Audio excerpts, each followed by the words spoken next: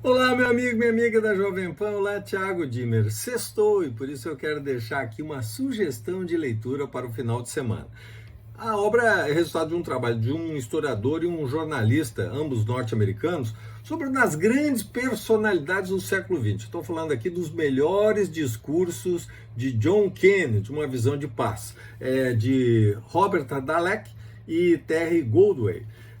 Esta obra traz os discursos, mas eles sempre são precedidos do contexto econômico, político, social em que eles foram realizados. Começa lá antes, né, de Kennedy ser indicado ainda como candidato a presidente da República pelo Partido Democrata, até o discurso que ele faria no dia do seu assassinato. E há momentos muito interessantes que são narrados nesse livro.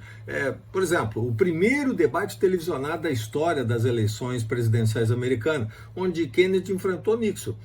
Pelo rádio, as pessoas tiveram a noção de que Nixon empatou com Kennedy, ou até que Nixon teria sido vitorioso. Mas quem viu pela TV foi uma visão totalmente diferente. Kennedy massacrou, né, Nixon. Por quê? Porque viram um Kennedy jovial, tranquilo, sereno, e um Nixon desajeitado, cansado, né, exausto. E isso mudou totalmente, não só as eleições norte-americanas, mas mudou também as eleições em todo o mundo. Tem uma frase muito interessante nesse debate que Kennedy utilizou e que ele usaria futuramente, faria parte depois de seus discursos. A ideia de que algumas pessoas queriam passar tudo para o governo, mas que ele queria que os indivíduos cumprissem efetivamente com as suas responsabilidades e os estados também. Outro fato muito importante, que é narrado exatamente nesse livro, é quando ele, em setembro de 1962, lança o desafio do homem chegar à Lua até o final da década. E lá ele disse: decidimos ir à Lua não porque é fácil, mas porque é difícil. E de fato, em 1969, este sonho se tornou realidade.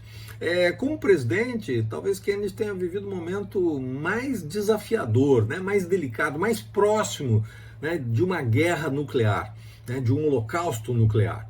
A crise dos mísseis instalados pela União Soviética em Cuba, ou seja, poucos quilômetros dos Estados Unidos, acabou gerando uma grande tensão e esquentando as relações entre os dois países que viviam uma guerra até aquele momento fria.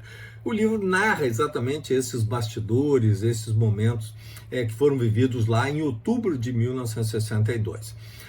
No dia 22 de novembro de 1963, o presidente Kennedy faria um discurso em Dallas, no Texas. E quando ele chegou à cidade, estava se deslocando, ele foi brutalmente assassinado. Até hoje, esse episódio guarda muitas suspeitas e dúvidas.